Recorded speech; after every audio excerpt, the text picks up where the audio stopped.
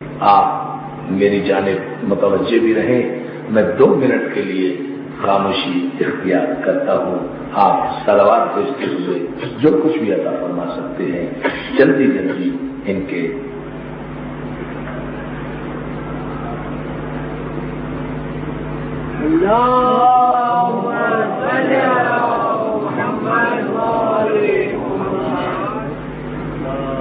مولا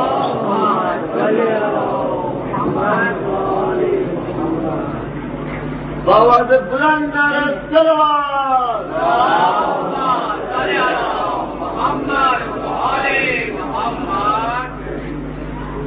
دیگر نعرہ الصلوات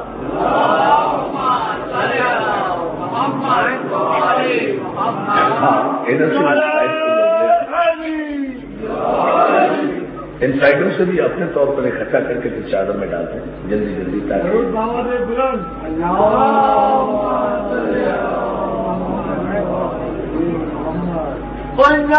آپ کی سماعتوں کی نظر کی توجہ ہے نا حضرات.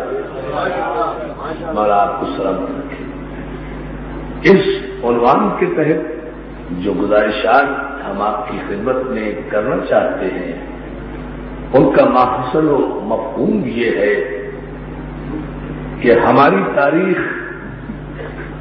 علم کی تاریخ ہے, جہالت کے اندھیروں کی تاریخ نہیں ہے. متوجہ, ہماری تاریخ علم کی تاریخ ہے, جہالت کے اندھیروں کی تاریخ نہیں ہے. ہماری تاریخ معصومین کے عظیم کرداروں سے مرصع ہے, گناہگار بادشاہوں سے مرصع نہیں ہے. ہماری تاریخ نے ہر دور میں مسلمانوں کو روشن چراغ عطا کیے ہیں, انہیں بھٹکا دینے والے راستوں پر نہیں ڈالا. ہماری تاریخ نے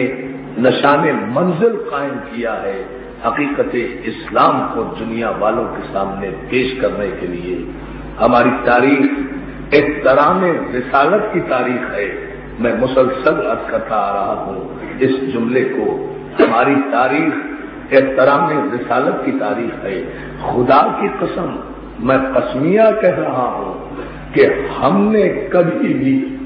علی کی خلافت پر مسلمانوں سے اختلاف نہیں کیا. ہمارا جہاں بھی تاریخ کے مورخ سے اختلاف ہوا ہے تو وہ احترام رسالت پر اختلاف ہوا ہے. ہم نے ہمیشہ یہی کہا ہے کسی کو مانو یا نہ مانو احترام رسالت کرنا سیکھ لو, اس لیے کہ اگر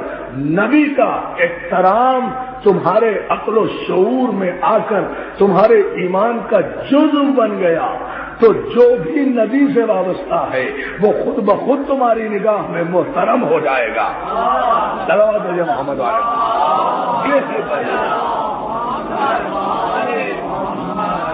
ہماری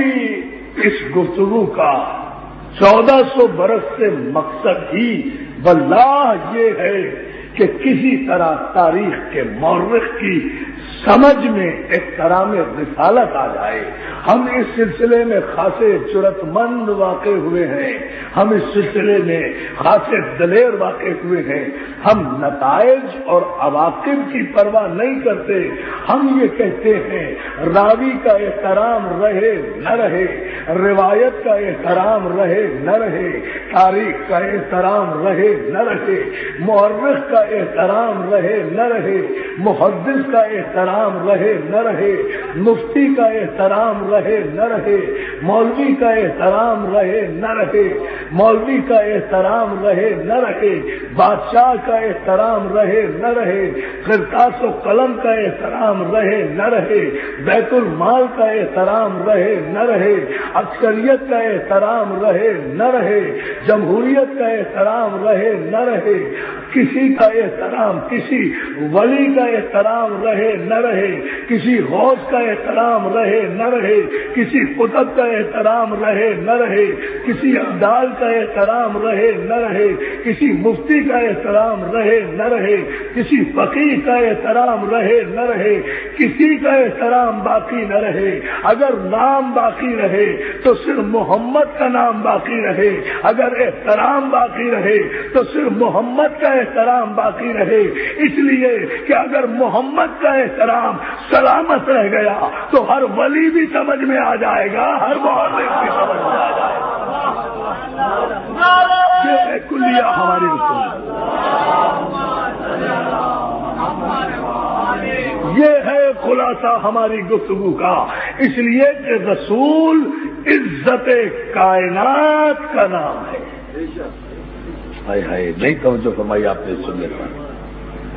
رسول نام ہے کائنات کی عزت کا، کسی کی کوئی ذاتی عزت نہیں ہے، کوئی عرب میں عزت دار نہیں تھا، سب بے عزت تھے۔ علی علی علی توجہ،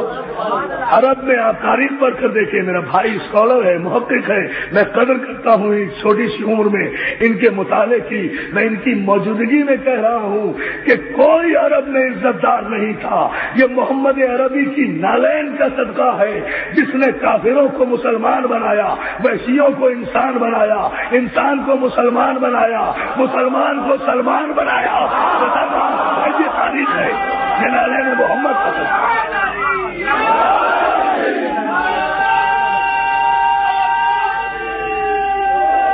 یہ صدقہ ہے۔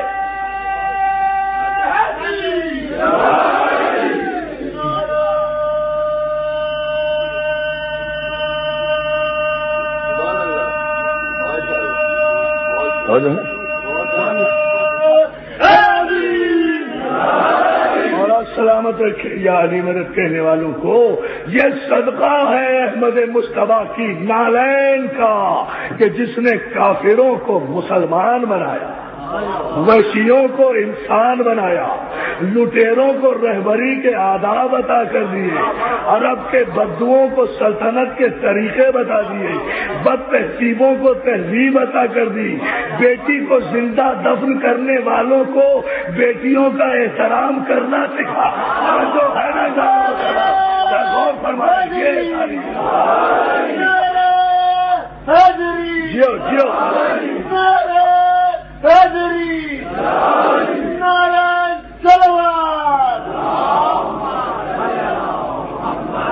یہ ہے عزیزان محترم اس پیغمبر برحق کا صدقہ جو جسموں کی طہارت کے لیے نہیں آیا تھا۔ والذی بعث فی الامیین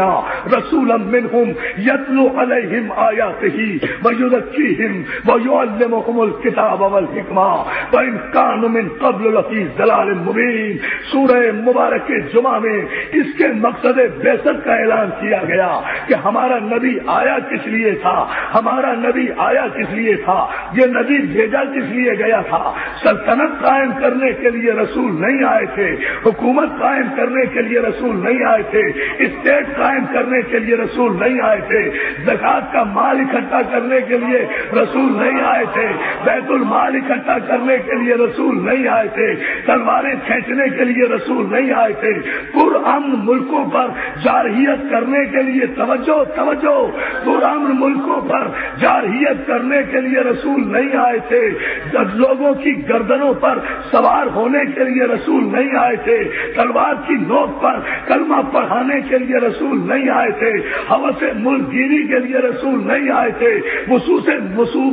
مملکت کے لیے رسول وسعت مملکت کے لیے رسول نہیں آئے تھے، دربار سجانے کے لیے رسول نہیں آئے تھے، تخت کے قیام کے لیے رسول نہیں آئے تھے، تاج کے قیام کے لیے رسول نہیں آئے تھے، وزیروں اور مشیروں کو قائم کرنے کے لیے رسول نہیں آئے تھے، ہٹو بچوں کے نعرے لگوانے کے لیے رسول نہیں آئے تھے، راستے بند کروانے کے لیے رسول نہیں آئے تھے، اپنی شان و شوکت دکھانے کے لیے رسول نہیں آئے تھے۔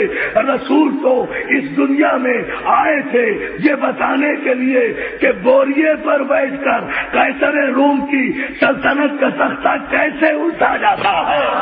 اور جو ہے لگتا ہے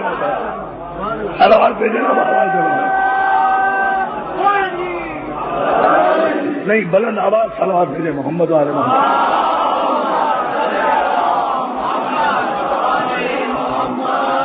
بوریے پر بیٹھ کر کس طرح سلطنتوں کو الٹا جاتا ہے،